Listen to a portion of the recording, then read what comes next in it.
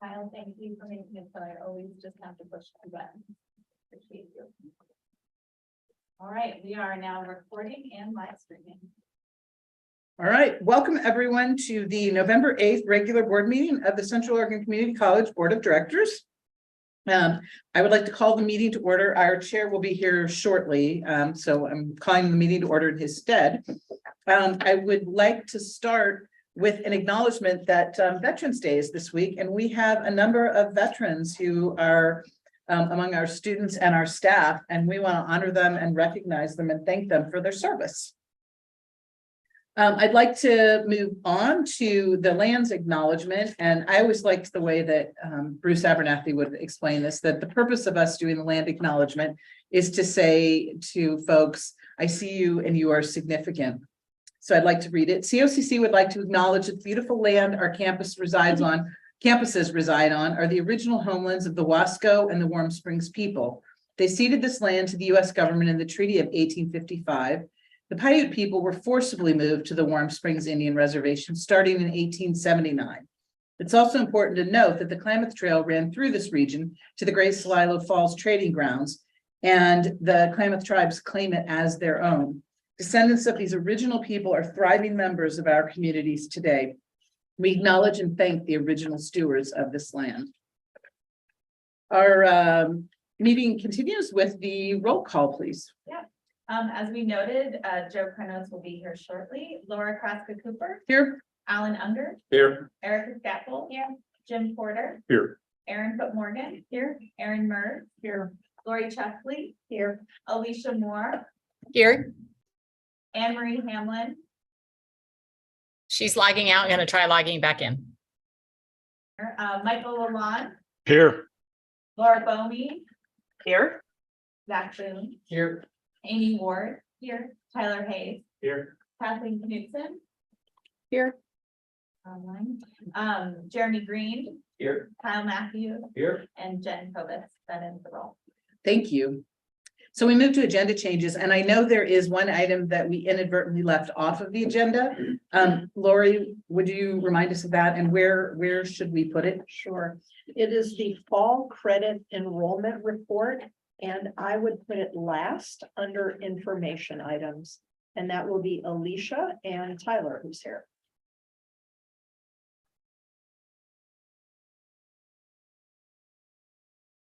Excellent, thank you. Are there any other agenda changes anyone has? I will note that I'm going to have a change when we discuss the investment policy, but I don't think it changes the agenda, so. Okay, well, that brings us to, do we have any public comment? We do not have any submitted in advance. Okay, none submitted in advance. Anybody in the room like to make any public comment? Okay, noting none, we will move on to the consent agenda. Has everyone had an opportunity to review the minutes, or are there any corrections? Go ahead. No, I don't have one. Oh, you don't? Okay. See, you can do that, but you should hide something in there and see if Aaron mentions it in the future. Yeah. Way to go, Kyle. Okay, well then, do we have a motion to approve the consent agenda? Make a motion to approve the consent agenda? I'll second. Awesome. It's been moved and seconded to approve the consent agenda. Is there any discussion? If not, all those in favor, please indicate by saying aye. Aye. Any opposed, please indicate by saying no or nay. Okay, noting none, motion carries unanimously, which brings us to information items. And we have the monthly budget status. And I guess the question is whether anyone has got any questions for Kathleen on the financials, on the budget. No. Okay, noting none. What about the new hire reports? Any questions, comments? Okay, noting none, that brings us to fall enrollment with Alicia and Tyler.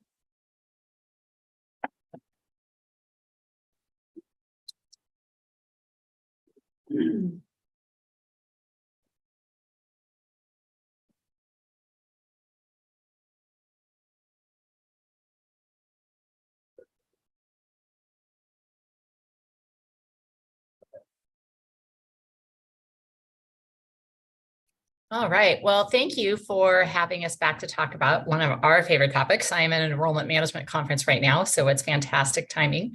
Tyler and I wanted to give you about every 2 years or so, we come back and give you a snapshot of what our credit student profile, our credit student enrollment looks like.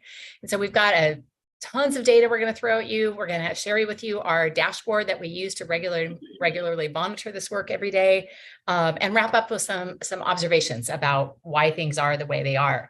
It was great timing in that just yesterday, I also sat in on a presentation by the National Student Clearinghouse, which is the primary enrollment group for all of the US community colleges and universities. So we're able to embed some national data into this perspective as well.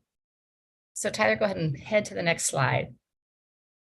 So we started just kind of doing a quick walk down memory lane, for lack of a better word. As we started in fall of 15, nationally, community colleges and universities have saw a tremendous enrollment drop since the start of the pandemic, right? And undergraduates shrunk by 1.5 million students over the course of that very short time frame in the years before, just as the pandemic was getting started. And then we looked at National Student Clearinghouse data in the fall of 2020, and that fall instantly saw a drop of 800,000 students in a few short months. Whereas the number of undergraduates you see in the slide, in the image before that, was really the decrease in undergraduate enrollment across the US in the last 5 or so years. So enrollment was already on the decline. The pandemic hit, enrollment dropped substantially, and there were really big concerns that that was a population we were never going to get back, because most of those students were direct from high school students. And so the language in my world was a lot around, we lost an entire class of students. We had that freshman class coming in and talking about a very traditional mindset. But what we're starting to see nationally just this week, very exciting news in that colleges and universities are still down a little bit, but community colleges in particular are seeing the biggest enrollment gains when you look at all the different sectors within higher education. And nationally, as of just last week or the week before, are up about 4.5% across the US. So that is a really quick walk down memory lane, but we're going to take this now and shift it to Tyler and have him talk to you about COCC statistics in particular. Yeah, thanks, Alicia. And just for those of you who don't know me, my name is Tyler Hayes. I'm the Director of Admissions and Registrar on campus. And I'm gonna get to share some exciting news about COCC enrollment data for fall term.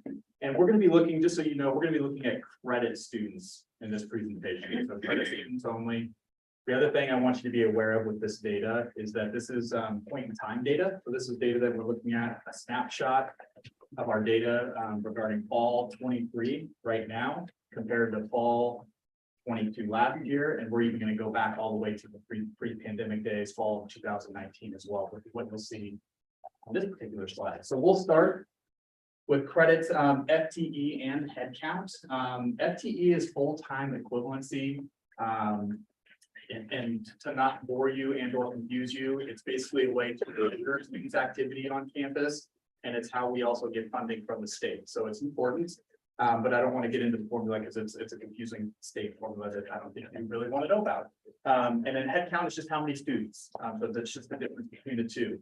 What's exciting about this, and what you can see in that bar graph there, is that we are currently up 11% FTE. Again, point in time right now, and up about 7.7% in headcount. So really exciting, really encouraging news from the enrollment standpoint. What you will notice is that we're not quite back to pre-pandemic levels. So if you're looking at this and you compare us right now to, again, pre-pandemic would have been right here, fall of 2019. We're not quite there yet. We're starting to head back in that direction, particularly FTE. We're actually up about 2% to where we were back in fall of 2020. But still down again to those pre-pandemic levels, fall of 2019. But when you think about what Alicia talked about with national trends, we are significantly ahead of those national trends, which is again really encouraging from an enrollment standpoint. So what I'm going to actually do in the next couple of slides is I'm going to take this data and just break it down even further for you so that you can get even more context around different student types and what that kind of looks like. So breaking it down a little bit more and looking at just our new students. So new students are basically new students to us in fall of 23. And you can see we have some different types of new students down here. Quickly, just so you know what these are.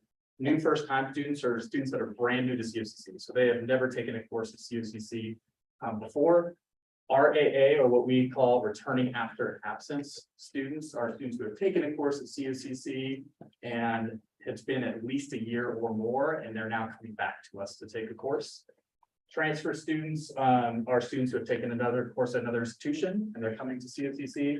And then concurrent students are students who are concurrently working on a high school diploma, but they're also taking a course at COCC, either on one of our campuses or online. So that's just kind of the brief definitions of our new student data. And this is, again, really encouraging. We're actually up across the board when you look at all of those student types. But I want to highlight just a couple of them. We're actually up almost 18%, 17.6% when it comes to our students returning from an absence. And we're up 16% with our transfer students. Pretty interesting data. Again, Alicia's going to talk about maybe some of those whys here at the end, so we'll get to that. But just wanted to point out that that's where we're seeing the most significant jump, is with our returning after absence and transfer students. Continuing students. So these are our students who are continuing to take courses at COCC. So they've taken a course within the last 4 terms and are continuing on with us. This to me is one of my favorite data points thus far with enrollment. We have not seen continuing student numbers up in a while. We've been consistently 7 to 9% down for years now, term in, term out. So, which makes sense when we're on an overall enrollment decline. What I'm encouraged by is that we're actually seeing this increase with our continuing students before we've really seen our new student numbers increase, which would then generate obviously more continuing students to compare to term to term, year after year. So this is encouraging, and currently, again, we're up 7.4% with our, so we completely flipped that from being down about 7 to 9% to up 7%. And then this is also, you know, if you look at our fall to fall retention, this has a lot to do with retention, right? So when we think about fall of 22, the students who were here in fall of 22, and then came back and they're still here fall of 23, we're up 4% compared to where we were fall 21 to fall 22. So students are staying as well, which is, again, very, very encouraging. Ethnicity. So students of color, we are up overall. When you look at our students of color, again, I want to just highlight just a few that are, again, more significantly up right now. Again, some national data for you. They're seeing about a range of 2 to 4% nationally for students of color. So we are, and if you look at our overall across our students of color, we are up 8.7%. So again, well above the national average from what other folks are seeing. But again, this breaks it down just a little bit for you and kind of gives you an idea. But we're generally up overall across the board. What's the magnitude of the, so 10% is like 2 additional students, 1, Oh, yeah, when you're talking about the number of them? yeah, down here. Yeah. Yeah, I think right down here, we're in the 30 to 40 student range. So we're not, yeah, you're absolutely right. The magnitude, we're not talking about a significant number of students percentage wise, though we are seeing an increase that's higher than national average overall. Yeah. And we're up about 5% here, just to give you an idea. What's going on with Latinx students? We are, we're up. So I didn't highlight, we are up across all these student types. I think we're up about 4%. Right now, we're just not up as significantly as we've seen in some of the other areas. And I did just want to point out quickly that Christy Walker and her team, we have some really good college prep programs. Gonis, you probably heard some of them, The Good Road. And so a lot of this is contributed to her good work and what they're doing in our high schools. We are really engaging with our high school students and trying to compare them and also give them an idea of what their college experience is like. So we have some really good programs.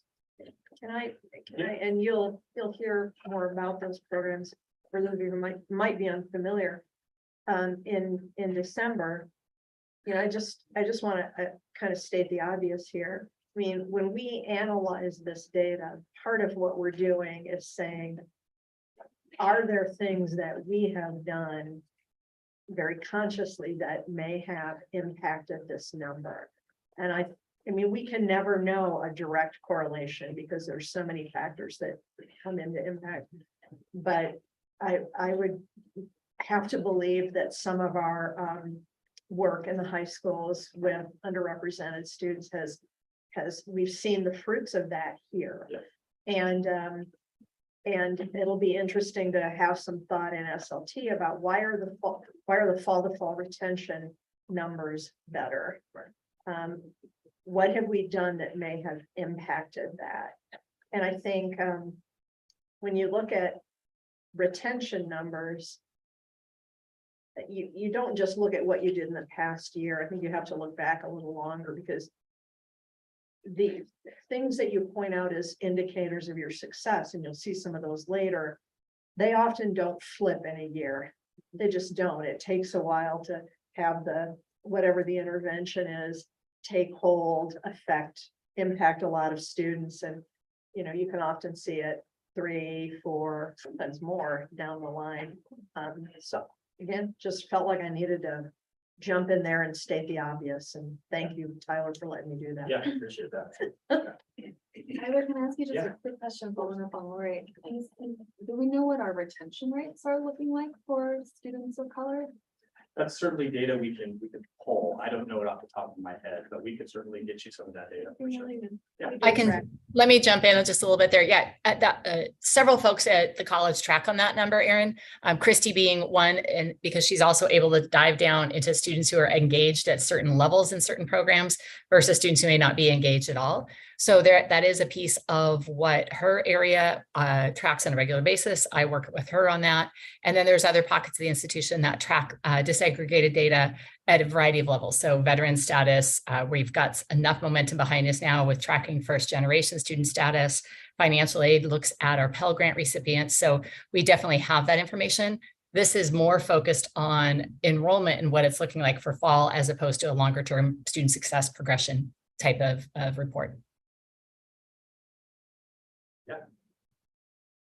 Tyler, I got a question. Do we track on returning students? Do we track the average number of hours they're taking? So we can also access that as well. Absolutely. I'm actually going to show you at the end of this what an actual dashboard looks like, which, if you like data, you can have a lot of fun clicking on a lot of different buttons. But yes, we can get If you're that far in the we can data. get to almost any of that information. Absolutely. Thank you. Yes. Yeah. All right.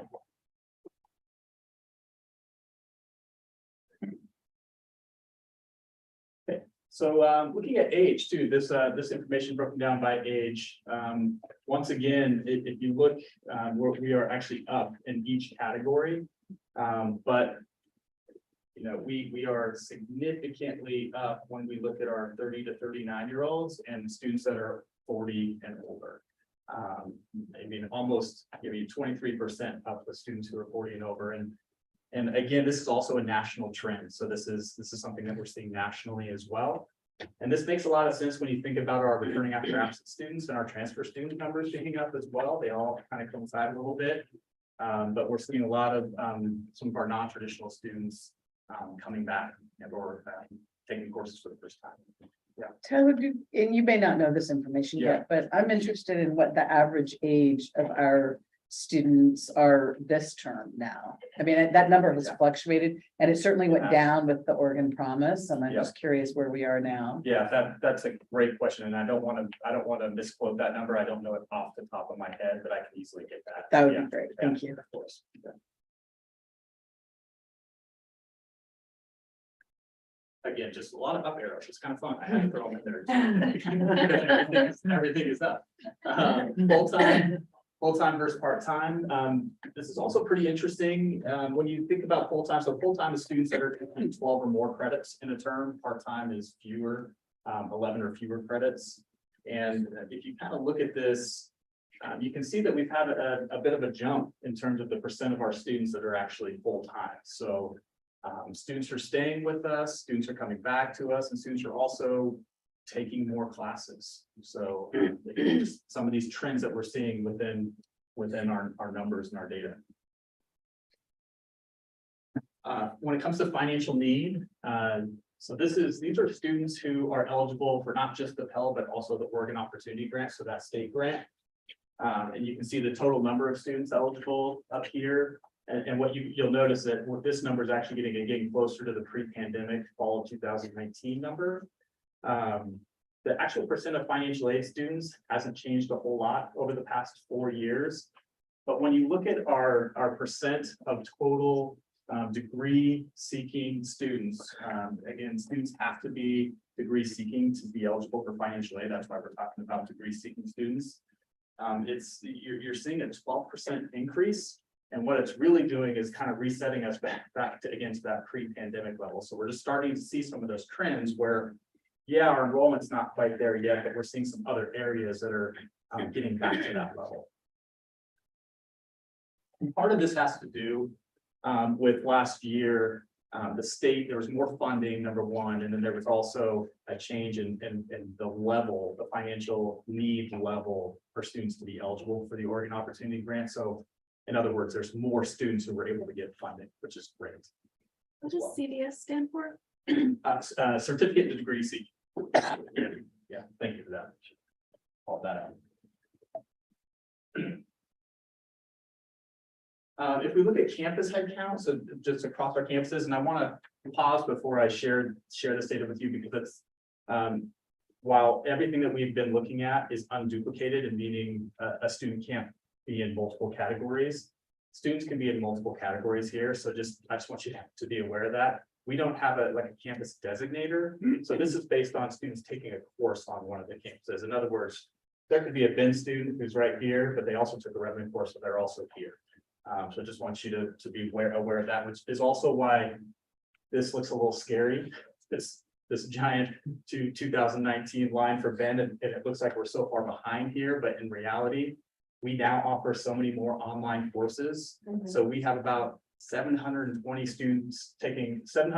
more students taking online courses now than we did in 2019. So that closes that gap significantly. So just a little bit of info, background information for you on that. But here's what our current, again, point in time campus headcount numbers look like. Madras significantly up. Jeremy's here. I mean, I don't know if Jeremy has anything to add into that, but again, we're seeing really positive numbers across the board. And I will tell you with Prineville, when I dig a little bit on Prineville and you look at end of term, if you kind of start looking at what projecting what it might look like at the end of the term, because there's still enrollments that are going to be happening, that number should probably get closer to level. So it looks a little worse than it really is at this point in time. And I guess what's the magnitude of 8.9%? Yeah, again, pretty minimal. And Like, is it one or two students? I can give you a quick peek on the Okay. dashboard here in a second. Yeah, it's just, I know you had to make the graph because. Yeah, I know. But then it gives, Yeah, and I was gonna throw some numbers on there for you, but I thought that would get overwhelming, so I can absolutely show you those. So that's basically what I have for you in terms of just an update on our enrollment data. I did just want to make an important note that our College Now students, and College Now students are students who are high school students taking a course in their high school for credit in COCC. So that's the definition of a College Now student. We took out College Now data. So everything you were looking at here excluded College Now data. And so I just wanted to point out that we anticipate to register over 1,000 College Now students this year. And that will account for roughly 200 FTE. Again, those are estimates because it's going to be over the entire year. I didn't include them in this data because we've had some changes to when we register those students.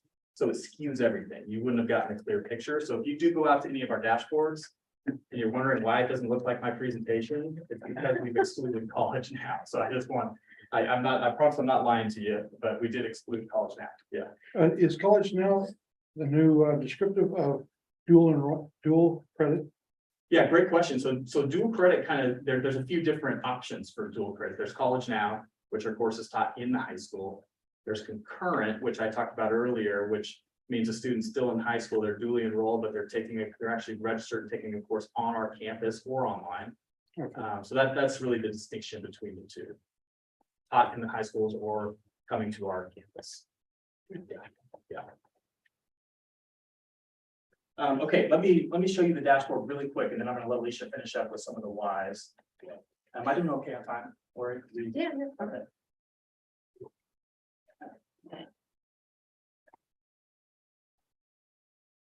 Good. You share for the Zoom. Okay, so this is what a huge shout out to our institutional effectiveness office. This is the work that they do, creating these amazing dashboards for us. That I will tell you, we use for a lot of decision making, and we're getting better and better at that. We use it to determine how we communicate to students, what kind of things students may need, different student populations we need to focus on. So these dashboards are pretty incredible, but a lot of the data that you saw tonight was located on this dashboard, and again, very interactive. And again, as I mentioned, excluding College Now changes things a bit, but here's where you can really get into some of those questions. I think we had one question about, you know, what is 39% if an address mean, right? And so you can get an idea here. When you look at head count, that goes from 63 students to 89 students. It was actually the question about Prineville. Prineville? Okay, sorry. There's Prineville as well.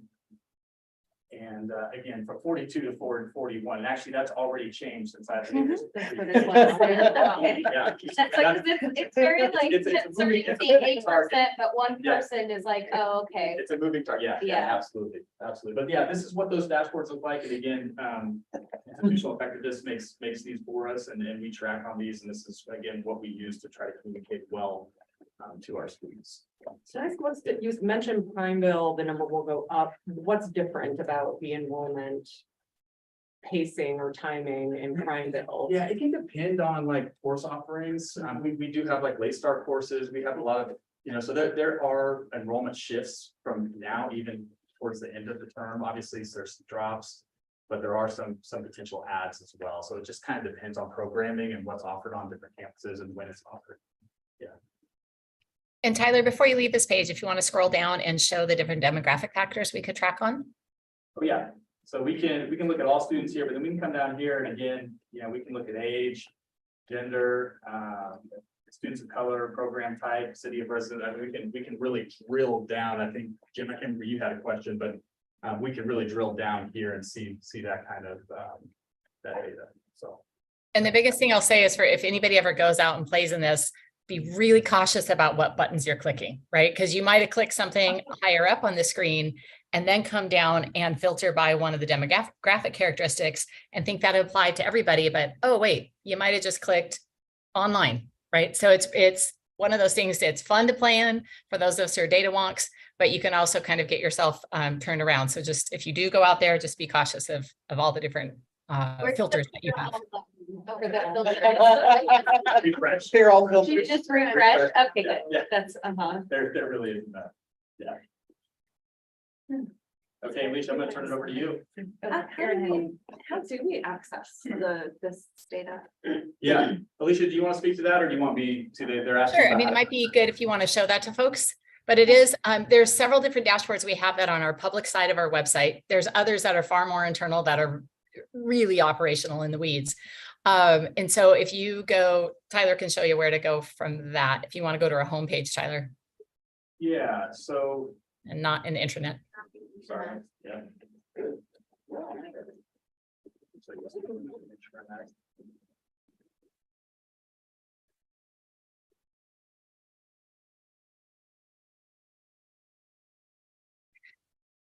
I always find it easiest, honestly, just to search on institutional effectiveness, and that'll bring you to their department page. And that'll give you a list of the it'll say dashboard index, I think is what it is. Yeah.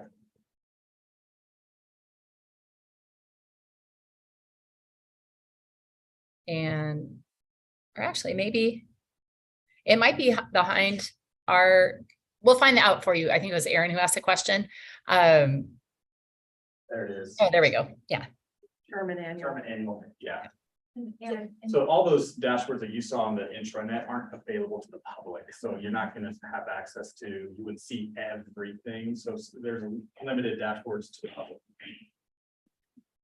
But you can still You can still, look at what we just looked at. yes, you can. Demographic. Right here, yep, absolutely, yep, you can look around, there it is, it's right there, yep. and if it's helpful, the next time I send a roundup, I can put the links to the full Tableau dashboard. That'd be great. Yeah. Pretty much, and correct me, Tyler and Alicia, if you want data, it's pretty much institutional effectiveness. Absolutely. They do a fantastic job. And this is one of probably, if I think down the list of 30 or 40 dashboards that the college regularly uses in monitoring certain activities, making certain decisions, working with certain committees to help guide our work. So they do a fantastic job in making sure we have the data we need. So Tyler, you want to bring up the next couple pieces there. As we started looking at why is this growth, where is it coming from? One of the things that instruction has been really strong about is connecting with students to find out the best way and the best modalities in which they want to learn. And so now students have a whole array of options that we really didn't have during the pandemic. We had some online, we didn't have any remote, but as we went to the pandemic, pushed almost everything online or remote. And then stepping away from that, we did hear from students that a substantial number really wanted the in-person instruction. At the same time, there was still a significant number who liked the flexibility coming out of the pandemic. So having that array of choices is one of the pieces we're hearing from students about helping them stay here and helping them finish because they can fit everything around their busy schedules. The other piece, and this is more anecdote, but we're hearing it more and more, is many students during the pandemic who stepped away took jobs in the service sector or in the retail sector that were paying exponentially higher than they had before the pandemic, right? This is the fast food jobs at $22 and $25 an hour. Now that we're coming out of the pandemic, many students are saying, that was great at that time, but it doesn't give me long-term career hope. And so a lot of the students we're seeing are students returning after a longer absence, first time in college students looking for those long-term career opportunities. And then we've got a variety of different iterations of some new career programs, but mostly around some state initiatives to help students transfer and make that process more seamless. And the biggest thing I think that has grown post-pandemic is all of our support resources, especially around basic needs. So our clothing connection, our food bank, our benefits navigator partnership that we have with Thrive, a local nonprofit, and a statewide program called STEP, which is help students who are SNAP benefit eligible with different sources of assistance. And those resources have just grown exponentially in the last few years. And in fact, the first week of the quarter, as an example, we had more students come and use first 2 weeks, more students come and use the food bank than we saw in the entire last month of last academic year. So it's those support services are one that students are frequently reporting as the key pieces they need to be successful and stay enrolled. So when we step back and take a look from all the numbers and we say, what's the story behind it? These are the things that we're hearing directly from students on a very consistent basis. And we'll be working to see how much of this can we really prove through the data side of things. But that's the story or the why that always goes with the numbers. And Tyler, I think you want to hit the next slide. I think we're done with that, but we want to give a shout out to Chris, not Christ Egerson. Whoops. Depends on who you ask. I mean, he does work magic when it comes to the numbers and making sure we have data, but let's be real about, yeah, anyway, I'll stop there. But Chris, Bryn, and Sam, who are our 3 institutional effectiveness folks, they just ensure that we have so much access to the data we need. And it really has been transformative for the college in the last 5 to 8 years, most recently. So love to pause there and answer any questions people might have.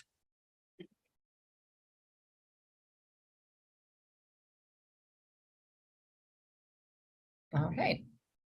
Well, thank you. And thank you to Tyler for spearheading this work. Good question. Just a really dumb question, probably. Does it cost us a lot more to serve this many more students?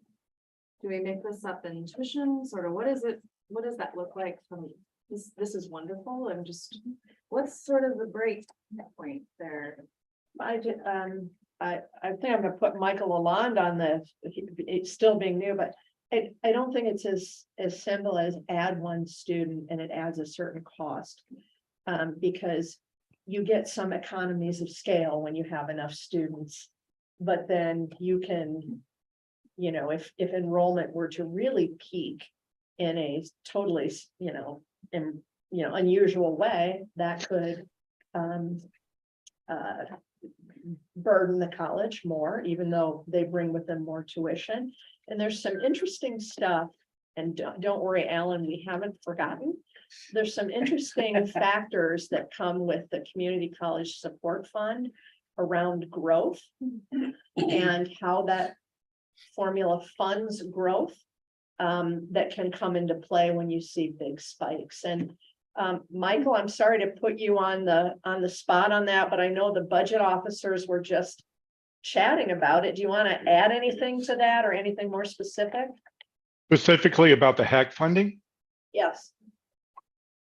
Right now, the HEC is considering putting a growth factor in the formula so that if you grow at a certain amount above this stated growth rate, then they won't give the colleges additional money for that student growth. So they look at two different factors. They look at a inflation rate that would apply for the funding for the current number of students. And then they look at any growth rate above a certain amount, percentage rate, then that would not be funded by HEC. So it's just something that is in its infancy. It hasn't been approved yet. Originally, HEC had a very low growth rate in the formula. The business officers recommended a higher growth rate, and that's still in discussion. So it's something we have to keep our eye on in the future. And But related, go ahead. no, I was just gonna say, but my understanding is HEC has always had the ability to invoke that growth factor measurement, but hasn't until now, when it is, as you say, considering it. Oh, that's right. They just That's right. haven't- Now, related to the cost of additional students, I can't speak to the incremental growth of faculty based on our growth rates right now. I don't think it's substantial, but I think what Lori said is exactly right. The incremental cost for additional students should not be significant right now. Does that help?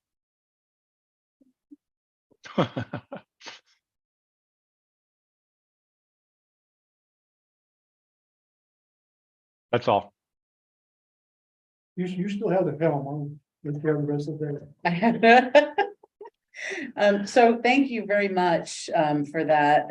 And I think that moves us on to old business. And our first item is indicators from the previous strategic plan.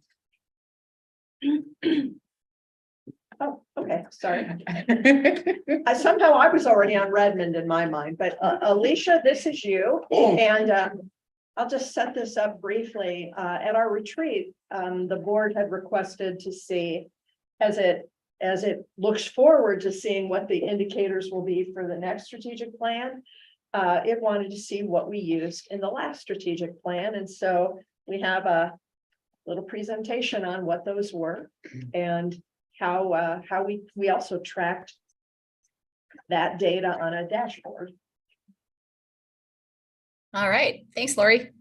So yeah, we're going to do a little walk down memory lane around our 2018 and 23 strategic plan, and want to share with you some of the kind of fundamental components that go into that help us lead us to those indicators. So our mission, as you remember it from previous, was student success and community enrichment by providing quality, accessible, lifelong educational opportunities. And as Anne-Marie, Michael, and I are getting ready to go into an accreditation conference starting tomorrow morning, one of the big pieces the Northwest Commission talks about is this concept of mission fulfillment. How do we know we're meeting our mission? And they ask you to identify certain components of your mission and engage in some assessment to see your progress towards that. And for COCC in this last round, we called out student success and community enrichment as our two primary elements. And as you talk to folks from across the college, faculty and staff can readily identify those from our most recent 2018 to 23 strategic plan. But one of the things the Northwest Commission also asked us to do is define how we're reaching that place. And for COCC, this last go around in our strategic plan was that we decided to define mission fulfillment as that we're making positive progress towards indicator targets and a plan for improvement where progress is not being made. And this is a pretty common threshold we see from a lot of our peers. Others are much more, I'm going to say grade driven, right? We're in higher education. They'll say, well, gosh, if we hit 90% on all of ours, we're going to give ourselves an A. Most people are leaning though towards this more broad definition because accreditation and our work really is about continuous improvement. And so that's why you see that plan piece there. So as we were looking at our 18 to 23 strategic plan, this is the guidance that we use to help determine if we were meeting our intent of our mission. The other foundational piece for you to think about a little bit or to kind of set the stage is our last strategic plan had what I call 3 layers. We started with our strategic plan goals of student success, student experience, community enrichment, and institutional efficiency. That then fed up to something we called institutional success indicators, or ISIs. And again, we measured student success and community enrichment because those were the 2 broad pieces of our mission. And all of this is intended to have what we call integrated planning, right? From our goals all the way through up to our strategic plan. And I'll share some observations on this structure that we came up with this last round in a few minutes. So given that, one of the things that we focus on with the board is how are we doing at this institutional success indicator level, right? Accreditation is very clear that the board has this role in helping ensure that we're meeting our mission and helping sure that we're making adequate progress towards that mission level work, while the staff have the responsibility to work on that operational level. And in this last iteration of our plan really was at that goal level. So what I'm going to share with you today is this ISI, institutional success piece. We have metrics on all the other goals that you see there, but if I shared it all, there's about 70 metrics that I'd be putting in front of you today. And so want to take it with this piece that is really at that mission level. Alicia, can I butt in here? Yeah. We overdid it. This is I wasn't here for the creation of that plan, but I'm like, we're trying to measure that many things. That's crazy. And so Alicia's only showing you one level of what we were measuring. And if you go back to the last slide, just briefly, another thing that made this like unnecessarily confusing is that one of our, 2 of our success indicators are also goals. So when we're talking about student success, are we talking about it as a strategic plan goal or as an institutional? It was confusing. So part of our work here, I think, this time is to make things make a little more sense right off the bat. Absolutely. And I've got an illustration later to show you what that's going to look like in this next plan. So yeah, thanks for calling that out, Lori. So one of the things, or some of the areas that we looked at under student success in particular was this concept of staying enrolled. So first to second term retention, fall to fall, or first to second year retention is how that's often referred to. And what we saw in all of our student success indicators is that they really aligned with national standards and national norms for what community colleges track. And for that matter, on these 2, this is something that universities track very closely as well. We looked at passing gateway courses, specifically how many students are getting through college level math and college level writing in their first year. And if we go back, where are we, 5-6 years out now, we had some really intentional work at the college to change how students place in courses, change what types of math and writing courses they had, and really just knocked it out of the park in that regard. And then we looked at, under the umbrella of achieving success, what are our graduation rates and what are our transfer student rates? And all of these are really standard to higher education as an industry, if you want to look at it that way. And we were able to find, going forward, starting this next year, some national comparators that we can use to benchmark ourselves against. And you'll hear more about that in January or February when we're ready to share that as our next plan. Can I also again, and Alicia, and then I promise I'm going to stop. I also want to note that passing gateway courses has become a national, a common standard across the country. And this is more recent. So we had a lot of discussion about this when we chose it. Because it's integrally tied up with not only the work of placement and first year experience, but also guided pathways, which is a large initiative, really sort of national best practice. And the research is really clear that students who pass their college level math and writing in their first year are way more likely to persist, and they're way more likely to complete. So that's on a national sort of scene. The gateway courses that's a newer measurement, but I say it just because, you know, you're there, you guys are sitting there, you and Anne Marie and Michael at our regional accreditation conference, keeping abreast of, you know, these sorts of trends. So now I'm done interrupting you, Alicia, I promise. Interrupt away. That's quite all right. Except now I don't remember where it was. Oh yeah, moving on to community enrichment. So student success, actually, those indicators were brought to the board, I'm going to say 4 or 5 years ago, within the first year of our strategic plan. And those were relatively easy to bring forward because there's stuff we were tracking anyway. There's stuff that we had the data on. It's information that nationally, a lot of folks work with on a routine basis. When we got to measuring the community enrichment side of our mission, that was a whole lot harder. And it took us about 3 years to develop it because there were no national benchmarks for the most part, and nothing that we could necessarily compare ourselves to.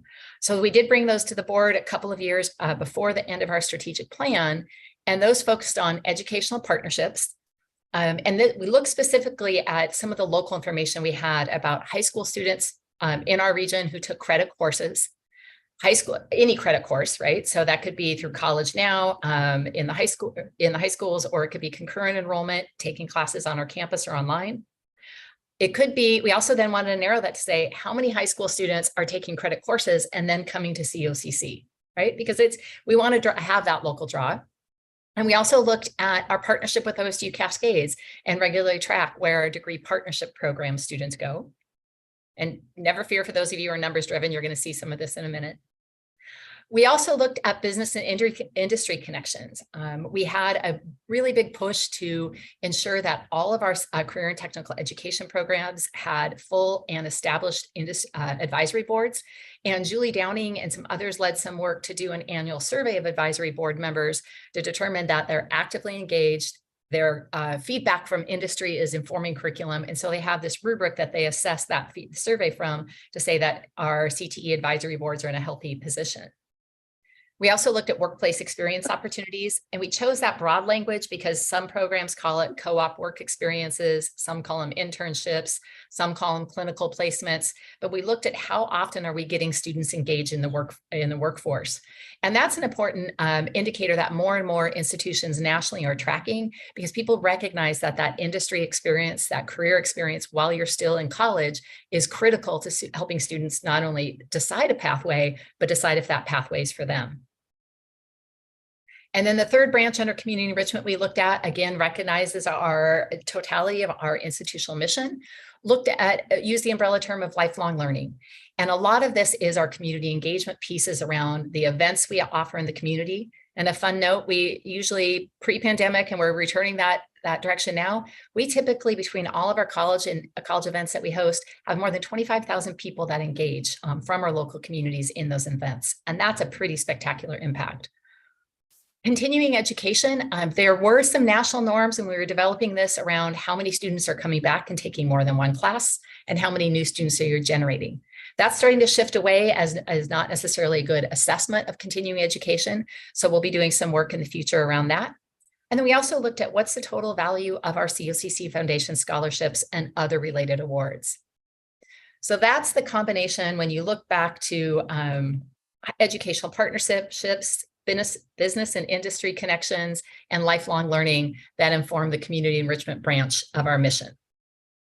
So that's a whole lot of information, but what we're going to do is we're going to pop out, just like we did with Tyler and our enrollment data, is share with you a dashboard. And I hope you all can see a website now. Yes. I had to reteach myself COVID era Zoom skills for tonight. It's been a long time. But one of the things we've done is, or we do on a regular basis, is you can see under the student success area, under staying enrolled, first term to second term retention, fall to fall retention. And we set benchmarks for each of these years to say if we met it, almost met, not met, or a future indicator. And I'll explain that in a moment. So on an annual basis, we can hover over something to say, what was our target? What was our actual? And do we meet or not meet that threshold? And we do that for each and every single one of those indicators I just shared for you.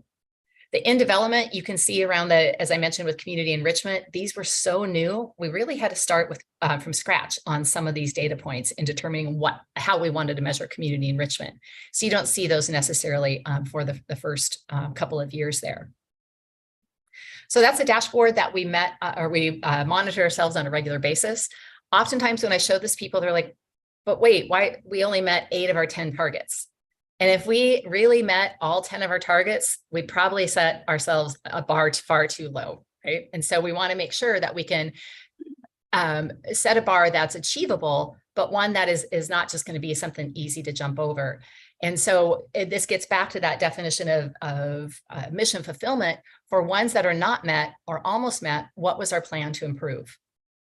The hard part in the middle of this, of course, was the pandemic, which threw our numbers all over the place. And it's really, I almost want to carve those 2 years out to say it just made things move in too many different directions to really be a worthwhile data set in those couple of years. So lots of information, but some key takeaways for you. And Lori's mentioned a couple of these. First, where we could, we pulled best practices within higher education and student success, especially around that student success metric. Community enrichment was a bit more challenging. But because of that, we were able then to align some of our metrics around our comprehensive community college mission, which included community engagement, lifelong learning, that type of thing, that really aligned with Central Oregon needs and feedback that we've heard from our community. It does align with accreditation standards. I hope they're all listening downstairs, a few floors down below me. But the other piece, and Lori mentioned this earlier, it was really good work. And it was far more mature in our work around strategic planning and assessment than we had been previously, but we made it really complex. And here's what I mean by that. When we look at our 2018 to 23 strategic plan, again, we had our goals, our institutional success indicators, our ISIs, and our mission. But as we look forward to our 2023 strategic plan, of course, we're going to change out our goals, right? You heard about those in the last couple of months of being a student-ready college, access, community engagement, workforce development, and college sustainability. But instead of building in this extra layer, where we're moving with our new strategic plan is to remove those ISIs and say, if we have the right indicators underneath these 5 goals, those should be the direct measurement of whether or not we're meeting our mission. This aligns with, we looked at probably 30 colleges and universities within the Northwest and across the US. As someone who's an accreditation evaluator, I go to 1 to 2 site visits every year for the last 10 plus years. This aligns with what our peers are doing. And so this will also help us get better peer-to-peer data as we move forward. So we have a better assessment of where we can set our benchmarks. So this is just a bit of a preview of what you'll see when we bring you back indicators in January or February, just recognizing that we're streamlining this process so it has more meaning, so we can have better national comparators and we can better assess whether or not we're meeting our mission. And I wasn't done interrupting you, actually. You want me to go back up? All those names are coming up. The board asked for sort of a preview of what we're thinking about mission fulfillment indicators at a work session for before the December meeting. And we will have a draft, but I'm going to draft because, we got to try to get it right before we show it to anybody. I really think we got it right. So I wanted to note that. Thanks, Lori. And since this is a look back, and I shared this last month or the month before, but there was so much time and energy that folks put into this strategic plan, and I'm super proud of all the work that they did. And what's exciting, as leadership team and I've been working the last couple of weeks, we're finalizing our work groups for our next strategic plan. And so far, I want to say there's about 80 people signed up to be on all the different strategic action teams, and all signed up as volunteers. I don't think there was a voluntold amongst the list. So we'll be able to share an updated list for you in our future meetings. So, Alicia, you mentioned you're making it simple by taking out that middle rung there, but there will still be indicators under each one of those 5, Yes. right? Kind of along the same lines of sort of the depth of the indicators from last time. Yes. Okay. and you'll see, Erin, you'll see many of the same ones carrying forward. So yeah, so we have that longitudinal data. Perfect sense. Yeah, they won't be all brand new. Yeah. By any means. And each goal has a set of indicators. We're done. Great. Awesome. Thank you. Yeah, thank you so That's much. fantastic. Thanks. Nice job, Alicia. Yeah. Thank you. Go ahead. Okay, so we move on. Okay, move back. Moving on to the Redmond campus update.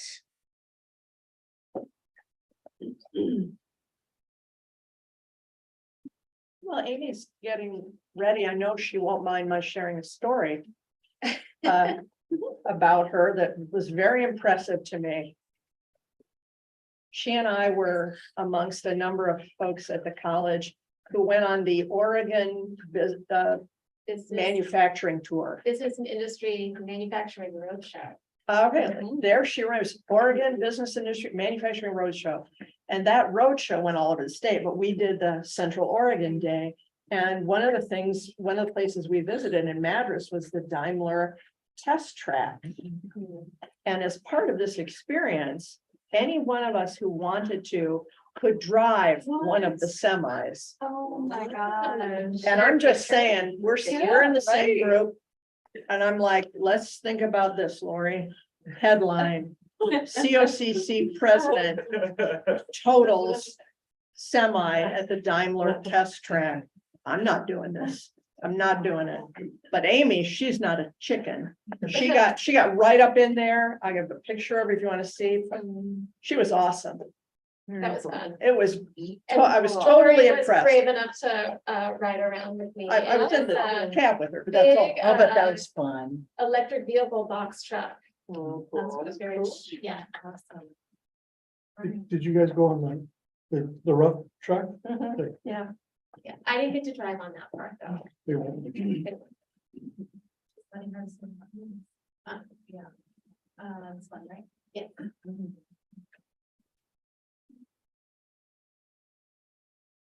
I think Amy just made big points in my book with that experience. I thought you all should know. that's just so much fun. That's such a fun day, so. Thank you for trusting me Totally. to that extent. Thank you all for being here on the Redmond campus in Building 3. I think you know that our AC and our tech is under improvements, and so it's neat to have been able to show a few of you our Manufacturing and Applied Technology Center. If anybody, I think that will be closing shop by the time this meeting is done, but if anybody would ever like to come back for a tour, we'd be happy to show you what our students are doing and learning in this building. I was asked to give an update on the Redmond campus and talk a little bit about what's going on with manufacturing, but I'm going to start with the big picture. So last year I gave a presentation on the Redmond campus. I was still quite new, had a great year. I've learned so much, and it is so fun to work in Redmond. This is a really lovely community. It's small, it's growing so fast. The people who live here love it here, and they care so much about the opportunities and the institutions and the organizations that make Redmond a really special place. And so they joined us. We celebrated 25 years of being in Redmond with a couple of events partnering with the chamber. We had a coffee clatter and a chamber after hours. And a number of my talking points were set up quite nicely by Tyler. So here's another picture from our institutional effectiveness, but enrollment is up. We are continuing to make gains after some pretty devastating challenges in fall of 2020. We see students coming back. This doesn't look like a huge jump, but when you're here on campus during the day, it feels different. We see students hanging out more. We see more community. I hesitate to use this word in the board meeting, but the vibe is really different. And so I enjoy that so much. So one new thing is we opened the student commons. This is upstairs in our tech. This was a collaboration between our IMT and library and Redmond campus to create this beautiful space. We've got children's books, course reserves, lots of books for students to check out. We also have technology reserves and computers and printers and this gorgeous view. And so it gives students a place to hang out, to connect with each other, to experience some belonging. Alicia and Tyler talked about the STEP program, and Melissa Salaji, who runs that program, is here in this building about 3 days a week, helping to connect students to resources. In the student commons, we also have financial aid, advising, e-learning. We have an outpost of the clothing connection. We have a food bank with a refrigerator and freezer that is empty about every 2 weeks. So we really do see students accessing not just their education opportunities, but accessing services here. We offer CTE courses and transfer courses. We aim in planning our schedule. The goal is always to allow, to make it possible for a student to get their AAOT here. So all of the general education credits you need to get your 2-year degree. So, and then the other side of the educational offerings in Redmond are our CTE programs. And one thing I really like about this campus and that's really special is that we have a couple of programs that are housed here entirely. Pre-apprenticeships and apprenticeship. Our veterinary technician program is in Redmond. I consider it part of the Redmond campus. It's a short drive over to the building that's located conveniently right next to Brightside Animal Center. If you ever have a chance to go and see the vet tech building, I highly encourage it. And then we also have some automotive classes, mainly diesel and EV technology, and then our manufacturing program. We're filling a critical need in our community, and I think a lot about, we talk a lot talking to students who live in Redmond who maybe don't think college is right for them, who don't see themselves as a college student, and my message is always, we're just right here. Just enroll in a couple of classes and we'll show you how college can be right for everyone. We can help you find the fit to take your education and your training to the next level. So CTE programs are a huge asset to this campus. People who maybe don't see themselves in the transfer path can find a more creative and hands-on way to think about their education and how that might lead to some pretty gainful employment. And we're working hard to share that message with our students. So last year was our first annual Redmond Campus CTE Preview Day. We invited Redmond students to come to the Redmond campus, and they cycled through hands-on learning activities with automotive, apprenticeships, and manufacturing. We made it really fun. We had prizes. They ate so many, I always talk about how many burritos they ate. Not always got so much food here, and it was gone. And then we're bringing students to our campus as well with Manufacturing Fridays. So the manufacturing program runs Monday through Thursday from 9 a.m. to 8 p.m. and students drop in to complete their coursework. And it's designed that way so that students who are working can still continue their education. And then it has this benefit of leaving the shop open on Fridays. So we have students come from a variety of different high schools to experience the kinds of opportunities to what the next level of their CTE coursework at the high school level could be at a college level. I'm excited about the new strategic plan, and I really appreciate that I can just lift this slide from Alicia's presentation a couple months ago. And I'm sure you've all read it, but I think I'll go ahead and read this out loud for the folks on Zoom. A strategic plan goal of MATC revitalization. MATC stands for Manufacturing and Applied Technology Center. The growing need for a trained manufacturing workforce in Central Oregon calls for renewed attention to COCC's MATC. This activity includes partnering with the advisory board and industry partners to review, update, and create curriculum with a focus on non-credit and advanced manufacturing, ensuring alignment with workforce needs and adjusting curriculum and program supports as needed. And that connects to the strategic plan goals of access, community education, and workforce development. And I think it also connects to student-ready college. And that need, the need for a trained manufacturing workforce, that's a real thing. So I pulled this from the Oregon Employment Department, looking at workforce needs for manufacturing in the Tri-County area here. And we expect it to grow from 2021 to 2023. They predict a 15% growth. I think that's actually pretty conservative, considering what I hear from manufacturers and employers in the community. You see companies like BASX that are growing so fast. If you talk to Redmond Economic Development, the city of Redmond is working hard to make Redmond a hub for manufacturing.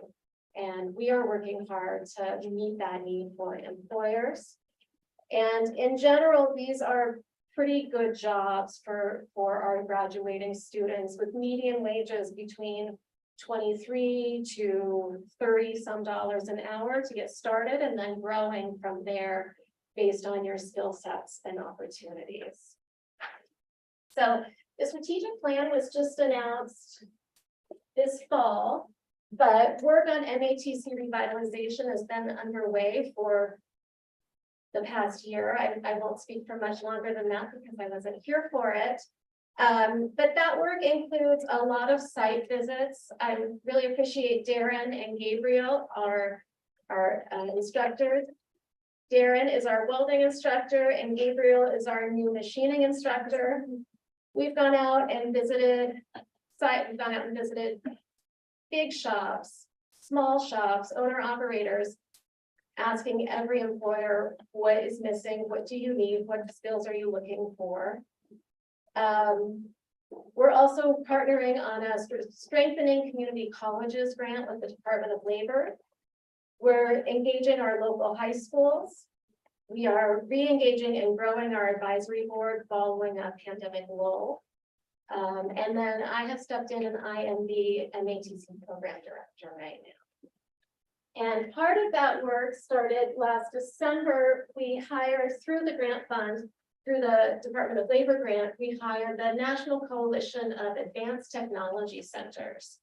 And they came in, they spent 2 days on Zoom with us. We had 9 focus groups. We engaged about 53 people. That includes internal stakeholders, students, staff, and faculty. We brought in community partners from our high school, from Redmond Economic Development and other EDCO representatives.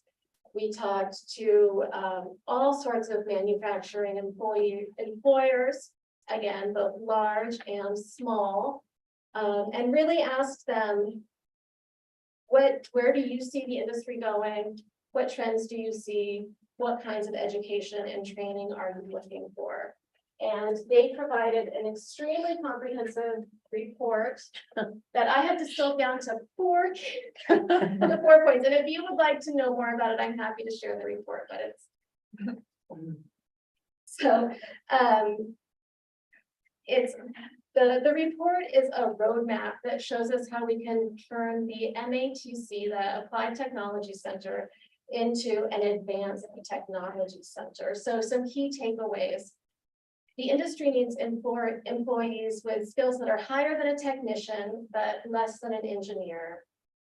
We need to create facilities, curriculum, and learning experiences to develop employability skills and work ethic. I hear this from every employer I talk to. The work ethic, those soft skills are so crucial. We need to develop stackable credentials with multiple entry and exit points, which kind of goes back to those returning students. So you can come in, you can get a little bit of skills that can get you hired. You can come back and get more skills to take your education and training to the next level. You can do that while you're employed, or you can charge all the way through to your associate's degree and come out with lots of certificates and lots of options for employment. And we also want to provide short-term industry responsive training so that employers can say, this is what we're missing, and we can figure out how to develop those skills in their employees. And we're going to serve a pretty broad population with this work. Students who are dual enrolled in high school, post-secondary technical education students, underserved populations, military veterans, dislocated workers, and employees that are looking for additional training and upskilling. Can you define dislocated workforce? I would define dislocated as people who have maybe been laid off from a different job and are Okay. looking for new opportunities. Thanks.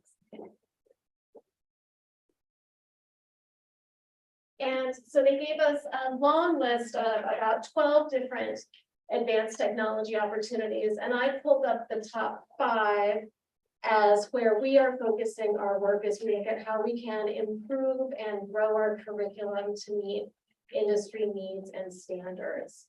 So integrated advanced manufacturing, I showed some of you our CNC shop. CNC stands for computer numeric controls. It's basically taking the work you would do on a mill or a lathe and programming a computer to do it for you to very exact and precise measurements. We already run a very robust welding program. We're looking forward to adding in some fabrication, mechatronics and maintenance, 3D design and additive manufacturing. I think of additive manufacturing as 3D printing with metal. I'm getting a nod back there, so I'm saying that. And then we hear a lot about quality control. Metrology is the science of measurement. And Lean Six Sigma, which is a way that we can constantly think about being better and more efficient in the workplace or also in our learning. And then finally, the thing that I really love about our strategic plan is that it's supported by these shared values. And so I'll be working with the executive director who will soon be hired for the Center for Business, Industry, and Professional Development. That person will be partnering to create some non-credit training opportunities, some of those customized training opportunities. That new colleague and I will be co-leading the MATC revitalization team. And we'll be looking as a team at our values as we continue this work to make sure that we're aligned. And that brings me to Jeremy's next slide. So I'm going to bring in my colleague, Jeremy, here to talk about potential for building 3, but I'm happy to answer a question. I do have one question. What's that megatronics? Mechatronics is the combination of mechanics and and electricity. So basically, will you help me, please? So mechatronics are essentially mechanical devices that are powered by motors, servos, things like that. Okay. Robots. Robots. Very easy, very clean way of looking at it. Like robot placements, robot assemblies, robot manufacturing. That's. Automation is a big part of it. That's what it is. And Thank you. that's moving out to be big. Thanks. Thank you. So when we think about all of the information that Amy just presented, the industry trends, the employment projections over the next 10 years, the work that was accomplished through our review with the NCATC folks. And the amount of time that Amy and our faculty, Michael Fisher, our advisory committees members have been spending with industry folks, like on the ground in Redmond, and not just Redmond.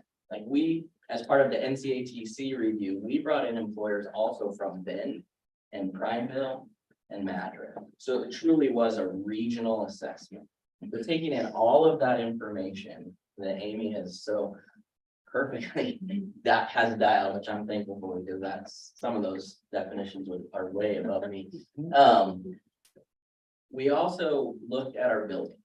What this building in particular, is this building equipped currently to stay up with not only the current trends, but the trends that we're seeing that are coming, right? This building is roughly 20 plus years old, Michael, 20? Yep. As old as the campus. Yeah, it's as old as campus, so 25 years.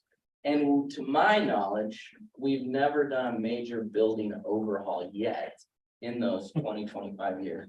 To the indirectly, yeah, to the manufacturing area, which many of you toured.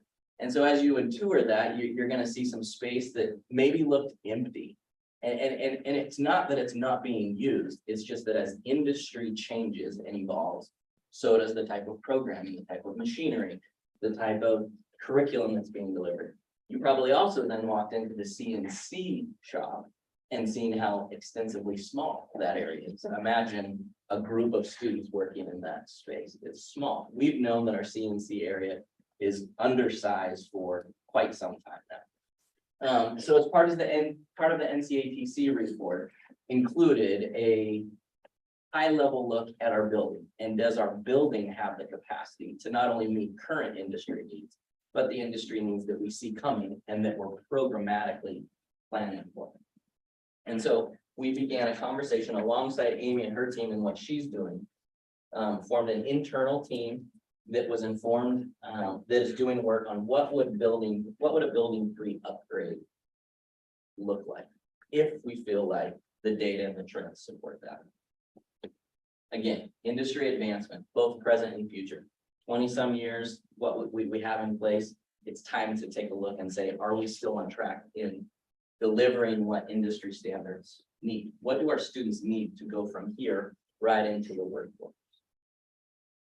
Employment trends, are employment trends shrinking? Are they staying static? Are they growing? The data clearly shows that employment trends in manufacturing and this whole network of industry, they're growing pretty exponentially, particular in Redmond. Is our space adaptable and responsive? Are we so dialed into a very specific program area that as these new areas come on board, do we have the space to actually introduce our students and give them the training that they need to be employable by the employers in the region and within the industry? And coincidentally, we also have a state funding opportunity that would help us provide upgrades to this. If we get to the point that we say everything combined says, yes, it's time to look at an extensive upgrade of this building. So we have a state funding opportunity. So we've been working through this alongside Amy and her team, looking at curriculum. We have a team of folks looking at what would be possible given our current building, what's needed based on the NCATC report, based on the industry information that we have, the data, and based on the student trends that we're seeing. What might be possible? And so we've been working through this process for 2 years now. The NCATC consultant review, which was grant funded, we accomplished that in 2022, which included a high level look at our building. Based upon that report's findings, we put together a small team of internal folks and industry partners as part of the NCATC report. And we did what we call a building concept. Again, what do we have? What do we need? What might we want to continue to be industry responsive, adaptable, meeting current needs and the future needs? And so in 2022, we worked with the consultants. In 2023, we actually just finished this. We looked at a concept study for this building. Again, we hired an architect to join us in this work to help us think very strategically about this. The group, Josh Clausen, Campus Services Director, was on board continuing in this work. The group was made up of several different departments within the college and external partners as well. And what we found was, this is a picture of our existing building. So we're sitting here in this room right now. What we found was when we look at building utilization, this portion of building 3 it's not being used, but it's underutilized compared to the amount of space that it takes up. We also looked at this portion of the building, specifically CNC machining and welding, and is that current space meeting the needs? And then we asked the question, if they're not, if we can better utilize this space, and this space needs an upgrade, again, to be industry responsive and create space where we can be adaptable. What might be the possibilities? We looked at a variety of scenarios. We looked at going up into this building. This building is steel frame structure. We can actually add a second story. We looked at pushing out this way. We looked at pushing out that way, which would be that way. We looked at pushing out this way. But for the money that we have the opportunity to gain through the state funding opportunity, based upon the current needs and the future needs, based on what we're hearing from industry, we've come up with a few ideas that we're continuing to work with. How do we better utilize this space? Is this space, again, currently meeting the needs, and how might we better utilize it? And what type of engineering would be required to make that space usable for heavy equipment? Think CNC machines. They're big, they're heavy, they require engineered floors. This space, again, building utilization reports show that this space, though it's being used, might be a possibility for a redesign to make it even more usable. And then we looked at this space.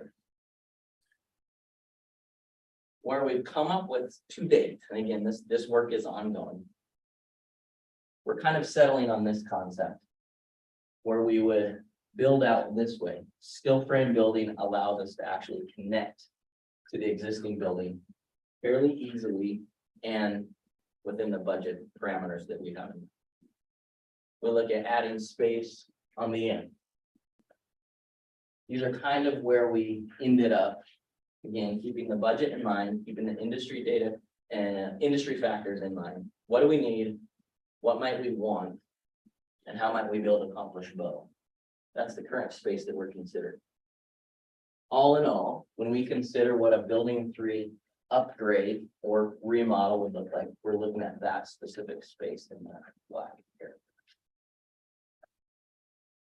What does that equate to? It would equate to about 10,000 square feet of remodel space. And the blue area here would be an additional 12,000 square feet.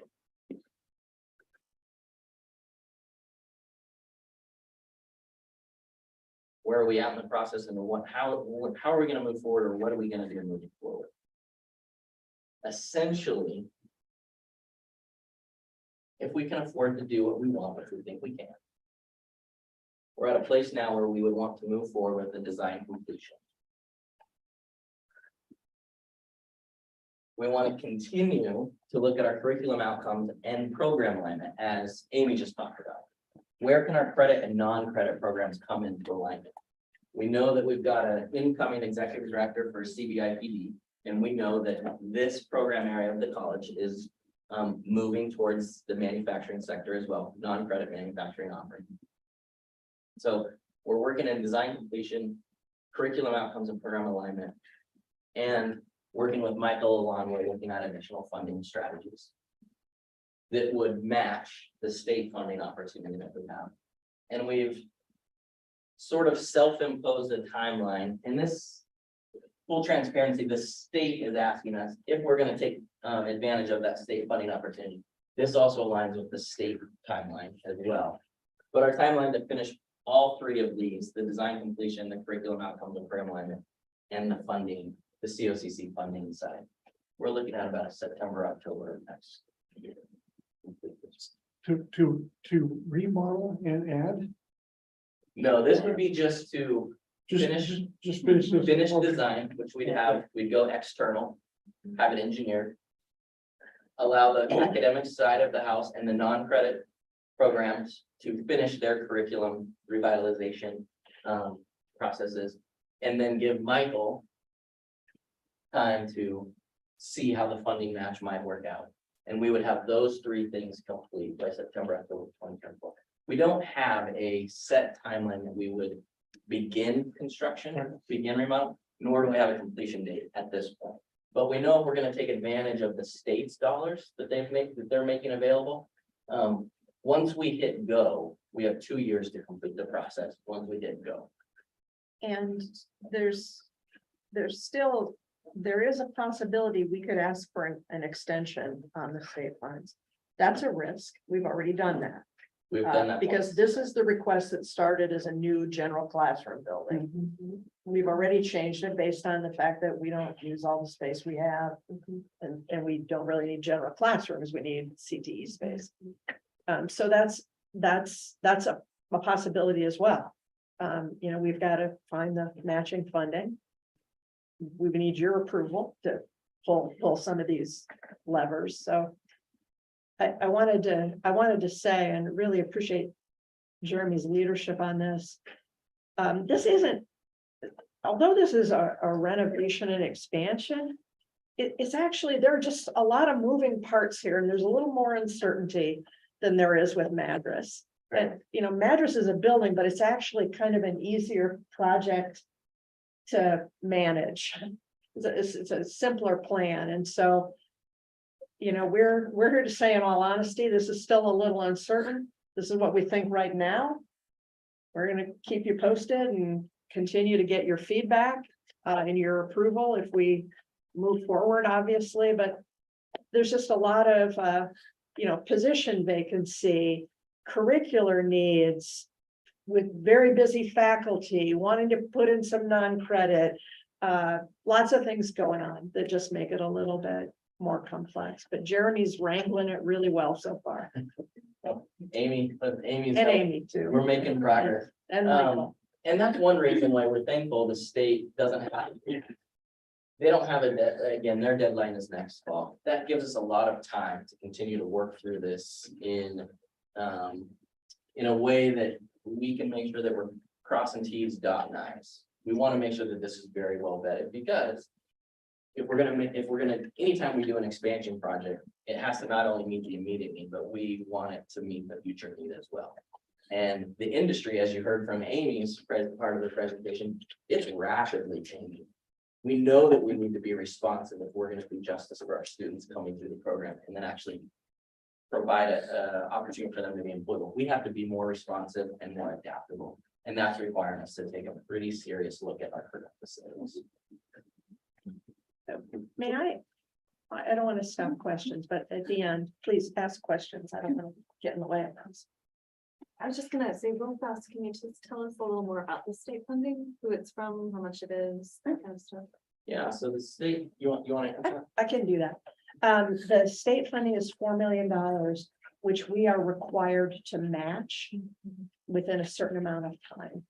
And so the community colleges in each major legislative session have an opportunity, several of us, to request capital funds for either new building or renovation. We all do that as a group of community colleges very collaboratively. We take turns, and when our turn is up, we all make a request. And the thing we do together with a small team is prioritize those. The legislature typically funds all of them. And they're happy. We give it to them prioritized. There's no fighting. They're hearing from us as a group. This is what we think is best. So that money, $4 million, comes from that process. The initial request in 2018 by the college to the legislature was for a brand new general classroom building for the Redmond campus. And that made sense at that time. But we've not really seen the growth we anticipated. We did a study of the usage of our buildings. We're not using what we have. And we really want to look at some of our CTE space specifically. So I was able to go back to the legislature and say, we changed our minds. Please give us 4 million. And this is what we're gonna do. And we had no problem getting that approved. What was the original amount they were It thinking? was 8. It The was original for a building was 8. for 8, okay. Right, so when We'd have we to asked for find 4, we assumed it would cost at least 8. Okay. Because we have to match half of that. Laura, can I offer a friendly amendment? We Please. made that request to the Higher Education Coordinating Commission, which then takes the legislature. Yes, It's not a correct. direct ask of the Yeah, thank you. In the legislature, they wait till the end of the biennium to sell the bonds to give us the money. And so, you know, if we wait longer than this, we're into the next 2 years. So it's timing, and that's great. It's time, yeah, and Michael Lalonde, he was communicating with HEC just this week, gaining clarity on the timeline. So we now know September, October is the time that we would have to find the funding match and show concept design. So And then they sell the bonds in spring of 2025. Where you're saying it feels just so many moving parts that it's a lot to undertake, but we don't have, if it feels like a really strong direction that's really in alignment with industry and our goals and values, and what else would we do? Well, people smarter than I am about manufacturing have said they think we're on the right track. You all know, most of you, if you know John Stark, the head of EDCO, used to be the head of Ready. And he and I had coffee a while ago, and I run things by him. I want his opinion. And I said, what do you think? You know, he says, I think it'd be really behoove you, despite the good things you already do, to spend some time on manufacturing. I think that's where there's room to grow and room to be more responsive. And I said, what do you think? Non-credit, short-term trainings. He's like, yeah. He said, I don't think you need a new building now. I think that's what you need to focus on. And again, he's just, look, I'm an English teacher by training. And as I won't tell you the story here, but I was actually fired for my only manufacturing job. So you don't want my views on these things. But John Stark's a pretty credible guy, and some other folks at EDCO, and that's not a story for our friends where this is being recorded. It's a while ago, I'm saying. Yeah. similar to the project of address. When we go out into the community, again, through the NCATC review, that really propelled the conversation between us and industry partners. Again, as Amy said, both small mom and pop shops, all the way up to large employers, think Keith and Brightwood in Madras. And when we said, you know, how can COCC better meet your needs? This is the feedback that they gave us, not only curriculum revitalization, but space, adaptable space that can be tailored specific to the shifts and the changes in the industry as they come about. We're pretty, again, if you walk through there this evening, it's pretty full. The idea of expanding any of those programs that Amy showed on her slide is almost not doable without cutting some of what we're already offering, which are continuing to be vital industry needs.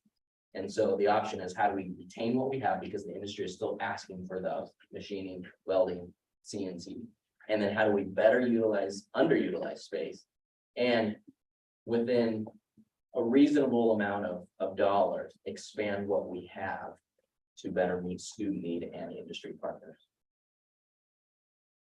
So, yeah, I mean, I hope these pieces will come together nicely. I think this is something we should do.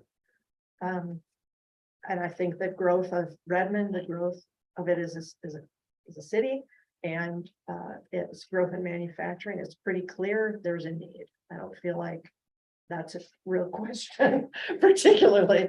But if I may, I want to say there's another person in this. There are actually a couple more people in this room who are really important to this effort. And I'm going to call out Cindy Leonard. Cindy, raise your hand, wave here. Okay. You know that a few years ago, I wanted to hire an outreach dean, and I wanted to move our branch campuses, the oversight of those, into academics. And the fact, what we're doing with Madras and what we're doing with Redmond now, I think is as evidence, sounds self-congratulatory, but we could, we hired the right person, so now it works. I think this is just what I wanted to happen.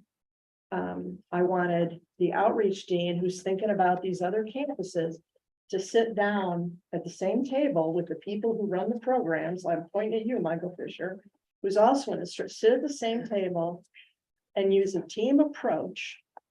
Academics and building lead, people who are there for running the facility, sit down and work out how these campuses can grow, because that has to be a together conversation. And I am glad that Michael's always willing to have conversation with anybody. Love that about Michael. What I love about Cindy is that she has taken this on as this is a team approach. We've got to work on this together. And so the campus directors work in a team approach with not only our academic departments, but facilities, fiscal services to make this progress. I just couldn't be more pleased. And I know you've seen Cindy at these meetings, but it's always the people who report to her are talking. And I want to call her out because I think you've been a big part of this. Thank you. And so I'm really grateful. Thank you. Good work. And high schools can't do it because they don't have the room.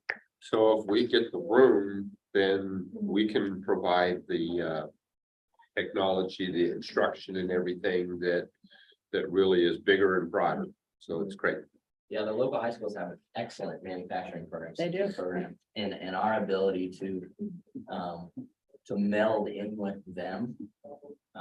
It is a need moving forward, right? How do we take students from high school right into college and then employment? That's really the idea of what the work that we do. And so again, based on Amy's presentation, what we found out in NCA 2 Street coupled with a potential building remodel is going to help us do that a lot worse. Any more questions or comments? That was a really cool presentation, Amy and Jeremy. I mean, we all kind of knew that stuff was percolating. And we've talked about it in small doses, but it was really great to see it all together. And I would be remiss if we didn't also thank Michael and Cindy. And of course, thank you, Darren and Gabriel for joining us today and for all the good work you guys are doing too. So Yeah. They've been here, they get it done every day with our students. Our students really love these guys. I've seen them. Gabriel, I know you're new and I haven't had a chance to really get to know you very well, but Darren, I've seen him work with students, with people coming through the center, and he is just fabulous. and it's not exhausting to be here from 9 to 8. I know. Yeah, Right? Well, thank you for all that you do. Okay, moving on to new business.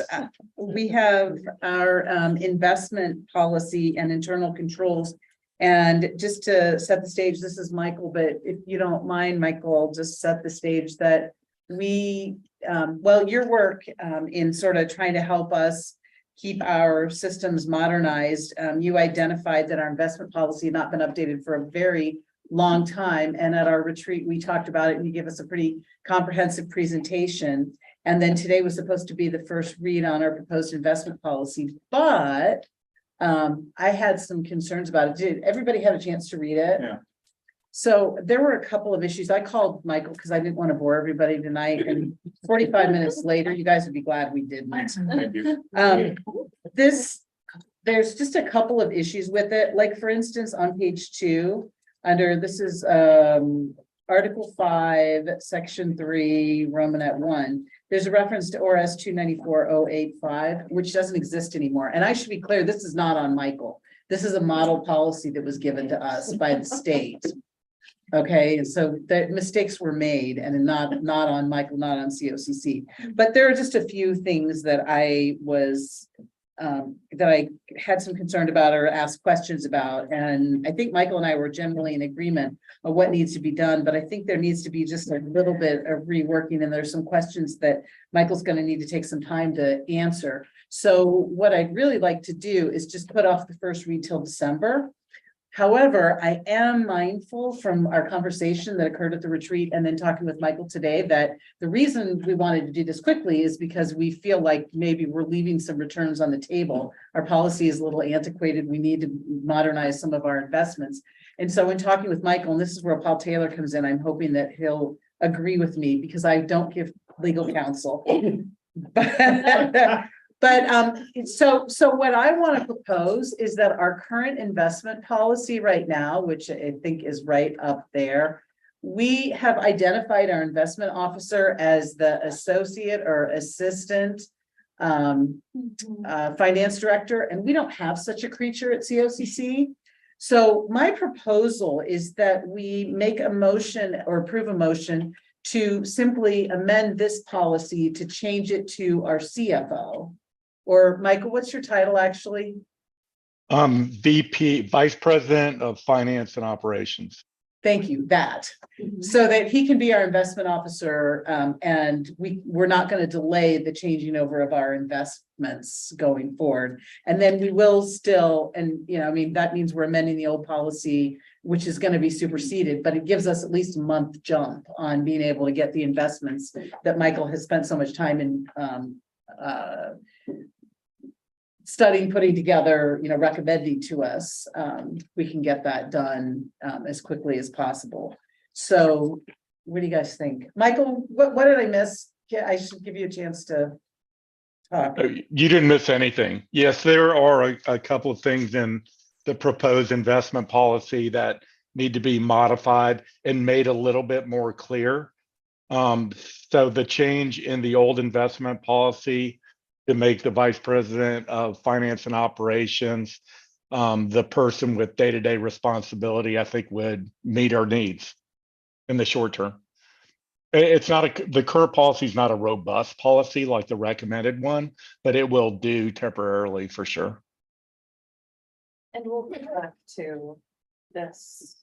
Yeah, next Michael, time. can we still, is it asking too much to be ready to go in December? No, not at all. Thank you. So yes. And if something comes up, we can always do it in January, but this at least gives us a stopgap measure. Well, what if we did first reading and then we came back with second reading and changed those things? Well, then I think we'd have to do a first reading again. You don't generally amend between a first read and a second read. I thought that was what you did, was you looked at. You took your first reading and then you adjusted it at the second reading so that you could have some. Where you needed first and second readings. This is a policy of the board that says that adoption of policies shall go through a first and a second read. And the idea is just to give us more time to consider it and, you know. So I haven't done Your that. proposal sounds great. I just threw it out. Were your issues all in the nature of what you described previously, where statute doesn't exist? You need to call someone. I mean, Paul, if you wanna, you know, if you want to go through it, I mean, I want to know what the successor statute is now for 294-085, because it was just repealed and it's not readily apparent. There is. 45 minutes, like, what were you talking about? These are not changes that we can just make right here. Right, and right, mark but I'm saying, are they substantive or are they corrective? They're both. Well, then. So I haven't read your policy on amendment of policies. So, you know, if it's substantive, then. that's why I think we're probably better off just waiting and adopting it. But my question for you is, I believe that what's on our agenda is the consideration of first read for this new policy. And what I'm proposing that we do is instead put this off till December and consider an amendment to our existing policy. And I Just think. to rename your. Exactly. And I think we can do that, even though that item specifically isn't on the agenda, because this is a regular meeting as opposed to a special meeting. So we don't have to, I think we can vary. That policy say what the conditions for amendment of that policy? They do not. They do not. So I think we're good. Well, taking your word for it, it sounds like that would be okay. Well, if it's a problem, we can always do a do-over next month. Does your general policy on policies talk about? amendment? My recollection is no, it simply says that when we're gonna amend or adopt new policies, we do a first read and a second read. But isn't this is an amendment though? Well, I think probably, I think there's a good chance we have to do a first and second read on the amendment. Oh, I thought first and second read to adopt the policy. Oh, maybe that's right. I think it is to adopt. I don't Okay. remember if it's an amendment. Kyle won't give me the Wi-Fi password, so I can't look at it.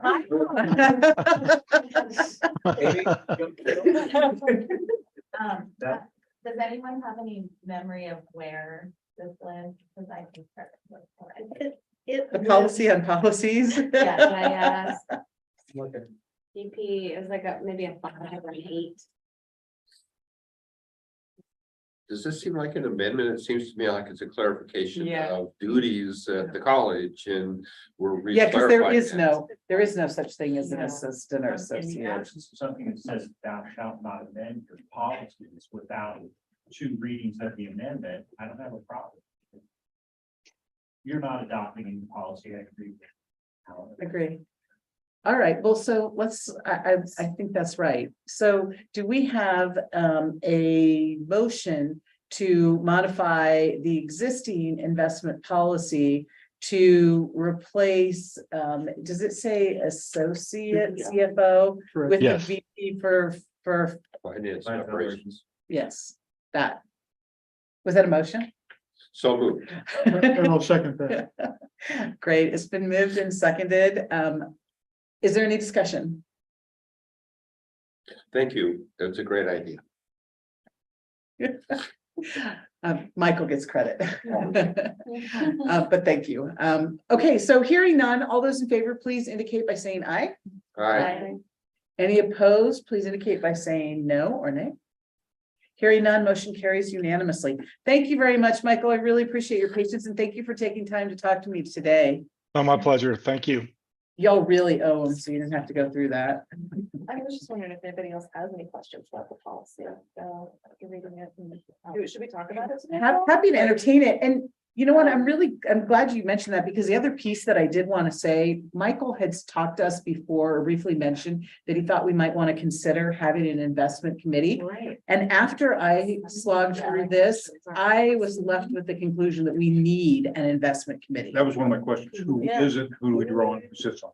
Well, the good thing about it is that from talking to Lori, I hadn't even thought about this. We actually don't have to populate that committee with exclusively board members.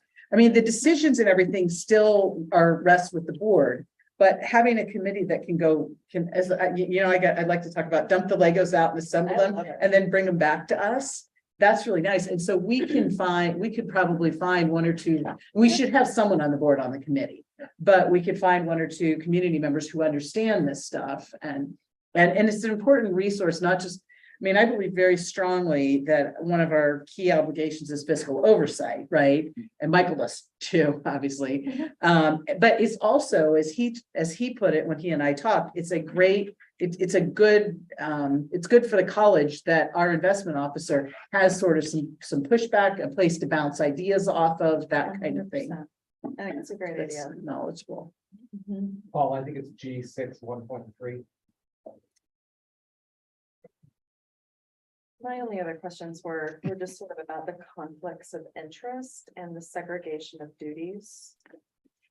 I'm not a brilliant financial person, so these may just be silly questions. But the conflicts of interest and sort of board, disclosure shall be made to the governing, I'm not sure how. Does that affect, as board members, I'm sure we all have various investments out there. I was just not sure how important any of these. It seems like there's a lot of opportunity for conflicts of interest potentially. I don't know. Michael, do you want to talk about that? With the board? Is the board not really referenced here? Officers and employees involved shall refrain, so the board doesn't even have anything to do with this, or. Well, the board. You overseeing that, Michael, you're kind of monitoring to make sure that, like, who's kind of paying attention to this and enforcing it and. It just seemed like a hard thing to. Michael, can I So- jump in? Oh, go ahead, Lauren. So I have something that might be relevant.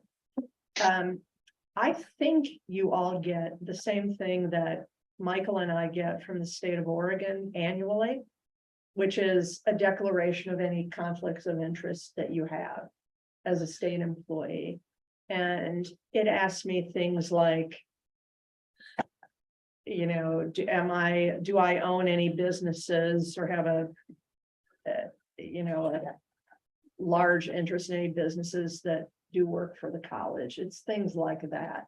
And they're pretty basic questions. It doesn't get down to every investment in my portfolio. Because I wouldn't know what all those are, frankly. And I can do some checking, or Michael can, and we can see if that covers it. Michael, that was all I wanted to say. What did you want to say? Well, I would say that the difference is a position of oversight rather than being the body that actually makes the investment decisions. So I think that's a pretty significant difference. The board provides the oversight. They do not actually make decisions about what kind of investments are going to be made. And I think that would solve any conflict of interest issues that would come up. Does that make sense? Makes Yep. perfect sense. Okay. So what about replicating or looking at how our COCC foundation? Yeah, you know, Michael's familiar with the model. We have an investment, finance and audit committee that makes recommendations to the full board. Full board then ratifies those recommendations, but it's oversight. It's staff that makes those decisions, and all of those members, whether they're on the full board or committee members, so they're at-large members of that committee as well, not board members, all sign annual conflict of interest disclosure form as well. It's a pretty straightforward process. Michael's done it in boards he's served on in the community as well, but and I might suggest that the COCC Foundation Finance and Audit Committee might have some counsel they can provide, and even some members that they might want to share as we manage the $29 million endowment, and many of the same objectives that we put forth. But I would worry that it can't be the same committee, because that seems like I a would big agree. conflict. No. Well, like that, but why invent a brand new chuck wagon and wheels when we already got it? All we need to do is adjust it to the I think it's the COCC. model, not the same. Yeah. Yeah, why reinvent So if we can utilize that resource, it's been very successful. Unless otherwise founded. I think we would, But just replicate what you guys. well, use it for a tool, yeah. What I was thinking was this, I raised this when I talked to Michael this afternoon, because it dovetails with our work on the policy Policies. committee, right? Because one of the first things we agreed that we're supposed to do if we ever get around to finding a date that works for all of us, thank you, Kyle, is that we want to look at the committee charges and do we have the right committees, and do we need to add or take away any committees? And so this dovetails really nicely with that discussion, I thought. Orientation committee. Orientation committee, yeah. You know, Michael, I know Michael knows the former chair and one of our committee members of the finance and audit committee at the foundation, and they might be able to brainstorm some ways to share the model. But I think Lori's right. You want different folks involved, even though the mission and interest is the same. Right, I'm just thinking you guys can help us as we draft Absolutely. draft our policy. We have an idea, so we just update it, so. Yeah, Yeah. that would be really great. Just save us a little time. So it's easier to change Model something than to start works, from yeah. scratch. Okay. Any more? Yeah, I had a couple questions, Michael. We were talking about developing a policy for engaging a broker and a dealer and an investment officer, developing a policy for engaging an investment advisor. Do those policies come to the board for approval, or is that just something you approve and Lori approves it? I'm just wondering about a department writing Where their are own you? policy. Where are you?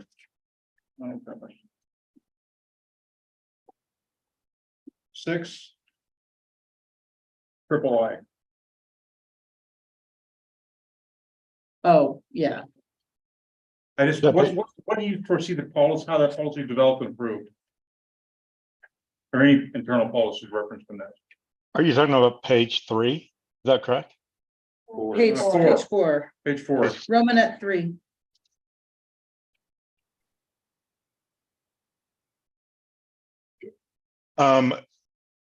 So, you know, with our kind of hiring processes, or how can I say, bidding processes, then we'll have to go through a process for this as well. If we separate it from, say, US Bank, which is our current banker, we'll have to go through a process to choose the right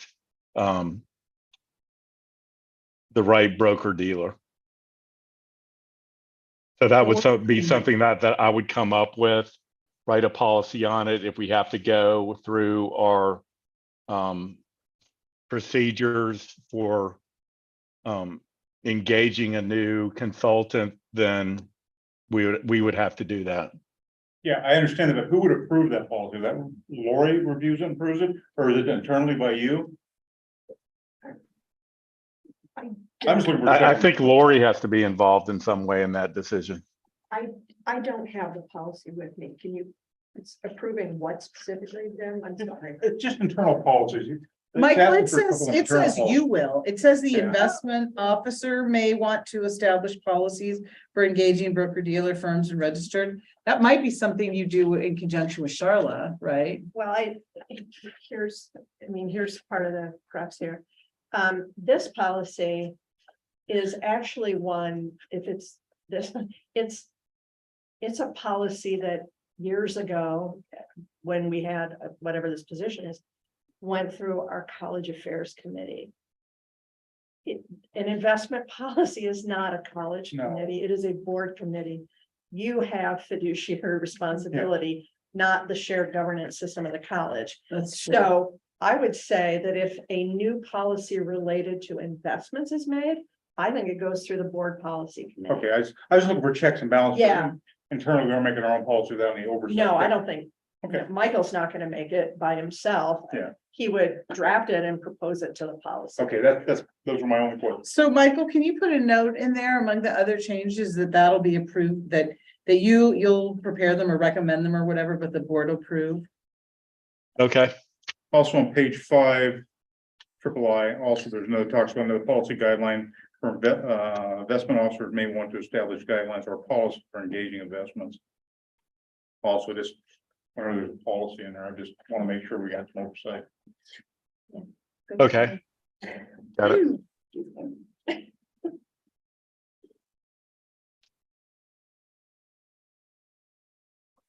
Got it. You know what, Jim, along Yeah. those lines is under, on page 6. 3. No, page 6, article 7, section 2, third-party safekeeping. This is one I discussed with Michael. It says securities will be held by an independent third-party safekeeping institution selected by COCC, and that needs to specify who, right? Yeah. That's what I talked with Michael. Yeah. about. So that's one of the ones I Yeah, talked. that in the committee you were asked, those are the only 3 things that I had questions with. You already hit him with the committee, so I'm good with that. And that would be the investment officer in that case. Yeah, which is fine. We just need to specify. Yeah. Any other questions about the investment policy or about the, on the internal controls, I just suggested with Michael, I like the internal controls. I think they're pretty good, pretty robust. I just suggested to Michael that we, update the headers a little bit because I think we need a 4th header on page 4. You know, we've got 1 intro to the control objectives and 3, the discussion, very important discussion of segregation of duties. But then we have segregation duties and procedural controls. I think that just needs to be a 4th header that's like the actual controls. Yeah. Because I found it confusing when I first read it. I was like, where are the actual controls? Yeah. So, but it's a good policy. He did a good job of that. And you had to kind of like just look at a bunch of stuff and create that, Michael. That was a good job. Thank you. Yes, I did. Yeah. Chat GPT might have or might not have been involved in it. Who might? It's a cool tool if used appropriately, right? It can be, yes. Well, thank you very much, Michael. We appreciate you modernizing stuff like this for us. I think the college is better off because of it. So thank you. And now go forth and update our investments, please. Okay, just to remind the board that this is the recommended investment policy by the short-term investment board of the state of Oregon. So once we have modified it somewhat, I will have to submit it to them again for approval. Will you do that before we see it again in December or after? After. Okay. Well, we're making Definitely it better, after. Michael. What possible He did it problem could before they have? last time and they just thought, oh, I know. That we caught the mistakes they didn't. Right? I mean, that statute was repealed in 2015. That wasn't like 2021 or something. Okay, Right. we move to Board of Directors Operations. Jim, can we start with you? Board member activities. Oh, thank you. We have our team builder together, which was very nice. We were able to understand each other, understand what we're communicating, talking about, it's. You explained to us, it's rare that 3 members come on all at the same time. And we're all trying to find our way through and understand the processes and procedures, and it was just really nice when you could sit down and just hash those out so you can understand, especially for me, for my learning style. So it was very, very helpful. And I think it really got me up to speed much quicker than if we hadn't had that. Okay. Thank you. Jim? I likewise, was at the retreat, very valuable. It's a necessity once a year, particularly when we have changes in the board members. And I couldn't have been more prouder of the group's conversations. They're candid. They're no questions were not hoopawed. And hopefully answered a lot of questions or answered the questions succinctly. I did learn a lot too. And we found out who we are individually to understand where we're coming from and how we make decisions and how we respond to them, where we're coming from in regards to addressing what we need to do to meet our students' success as well as organization. Thank you. Aaron? Sure. On October 17th, I went to the Feast at the Old Mill, which was a really awesome experience. It was the first time I attended. So congrats to Zach and his team for putting on what appeared to be a very successful event. Had a great time, great food, great food. And then attended the retreat. Aaron? Yeah, I attended the retreat. It was great, really loved it.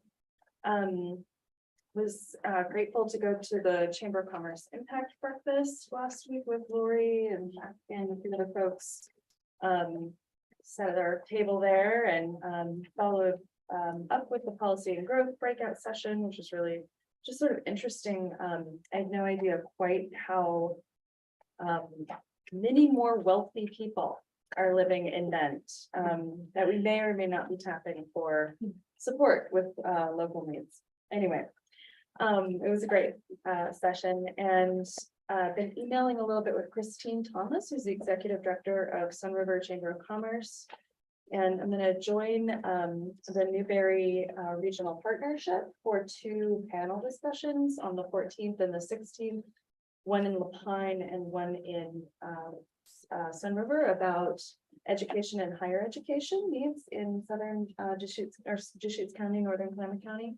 And met with Lori yesterday to talk a little bit about how COCC can represent what we do to serve those communities already, and some of the ways that our strategic plan will focus on expanding support for them in the future, workforce development and some of these other ways that we can connect with high school and other offerings we already have in terms of online courses and the presence we have at the Lapine Community Center, and invite them to partner with us and to take the lead on higher education work that they would like to see more of in Southern Deschutes. So looking forward to that. Erica? The day after our last meeting, I had a OSU Cascades Advisory Board meeting, attended that. And we're reforming the committees. So it's in the air. And looking at the charges for them. So I got to be part of the workforce committee there, and so I'm interested to see how we're going to approach that as an advisory board. So Always good. And then we had our retreat and I really appreciated the open conversation and all the new ideas and look forward to some of the plans we've made. It was a good time together. And then another thing I did, which I've done, I think every year since I've been on the board, was to review scholarship applications. And I always really enjoy the process. I think this year, something that stood out to me, though, that was a little bit concerning was the amount of students who are living in their cars as a way to save money. I haven't seen that number of them in the past. And then students who are in high school and working full-time or more than full-time jobs or 3 jobs. Students who have been in school who are working 2 or 3 jobs and have also taken out loans. Some of the narratives were saying that they work 3 jobs and can cover half the costs of living. So I think it's, to me, it was a stark contrast to in the past. When I've read through the narratives, and I don't know if I'm just, I mean, you get a random sample, Yes, you do, so- but that's not. Yeah, so I really feel for them and the car. In the past, we might have a student or 2 that it might pop up that they're living in a car, but the number of them that were saying that they use that as a way to save money. And they're very proud of it, right? They're writing this in their narrative to show that this is how they've, decided, but we're moving into winter, hygiene is hard. I know we offer a number of services. I'd written to Zach and Peter about the Thrive coordinator, we do have our food bank, we have the clothing, we have emergency funds. There's a number of things we do for our students at COCC, and thank goodness we do those things, but it sounds like it might be a little more rough out there. Once again, I got a random sample. Yeah. So I thought I would bring that up and acknowledge it and just how different it's been than in the past years. So, I don't know if anybody wants to say anything about it, or I could just be done because it's just been sitting with me since I finished that a few days ago. That brings up a question I have, and I don't know if either of you guys know this, but I thought that there was a way that we could volunteer at the food bank on the COCC campus. Is that true, or was that just when it was the mobile? Alicia? Yeah, so the food bank is staffed by both student government and student life staff. So there's not really volunteer opportunities there, but there is with the clothing connection. So that's it. That's a great opportunity if you want to get engaged on that front. Thank you. So great retreat. I agree with everybody. I also attended the symphony concert that was just done, and Michael Gesme does a great job. And I was just proud that it was part of COCC and that we can provide that to the community. I So just that like to was great. share that he's a University of Missouri grad. Just so you know, there's some good stuff coming out of there. And a great presentation about Redmond. We're in the hub of Central Oregon and we can serve all the other communities well. And to see what we're moving forward is great. It's needed. It's been needed for a long time. I'm glad we're finally getting. Yeah, I agree. Thank you, Alan. So for me, I had a retreat call, our regular check-in with Lori on the 20th of October. On the 24th, I had a call with Joe on retreat planning. On the 25th, I had a call with Bruce on retreat planning. I attended the retreat, and I would echo what everybody else said today. It was really wonderful to get to know the new board members, and it's always fun to sort of reconnect on a little bit more personal and detailed level with all of the board members. So I thought it was and frankly with senior leadership who joined us. I think that we all serve the college better when we all understand each other a little better and work together a little bit better. So I thought that was a great experience. And then, of course, I had my call today with Michael regarding the investment policy. And that's all I got for that. So let's move then to the president's report. Super, thank you. Laura acknowledged it's Veterans Day this week, and I want to reiterate my gratitude for all the veterans, and in particular all the veterans at COCC. On the subject of veterans, I wanted to note a couple of good things that have happened for the college. The Oregon Department of Veterans Affairs just granted us $80,000 to put towards our Veterans Resource Center. So we're happy to be garnering more funds for that work.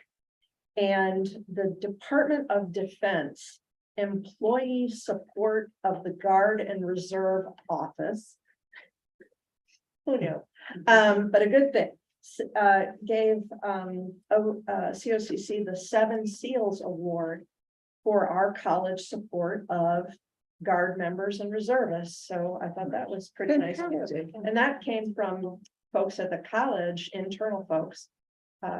Not anyone I know or me, but just for the record, sending in nominations saying that they thought we were very supportive of those populations. So I thought that was really lovely. A couple of individual honors for our good folks. Many of you know Noelle Copley. She's our sustainability director at the college.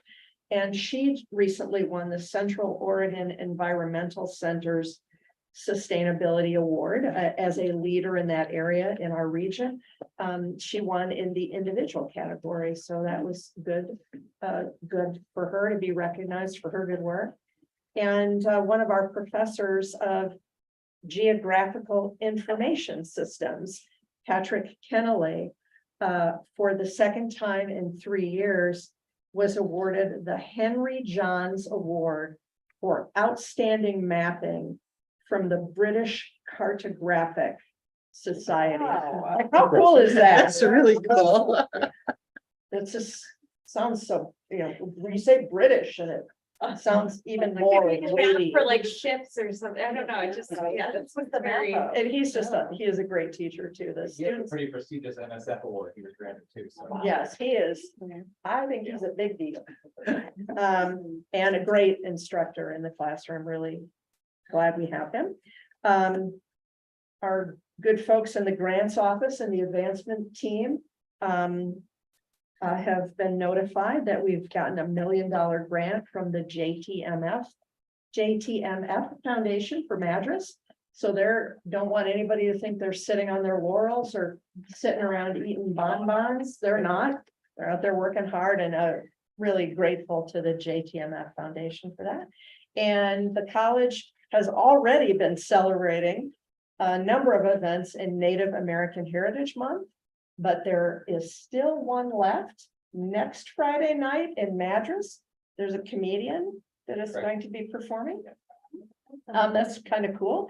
And you can go out on our website and plug in the search engine Native American Heritage Month and see what has happened and what's yet to happen. So I think that that's what I've got. I think you missed one award. Pardon me? I think you missed one award. The Halloween costumes. Oh, Yeah. here. Tyler, stand up. The admissions office. Admissions and records. Yeah, admissions and records, yeah. And somebody, Your costumes. somebody kindly sent me a photo. It was epic. It was pretty good, wasn't it? Yeah. Would you like me to pull it up? You can brag on it a lot.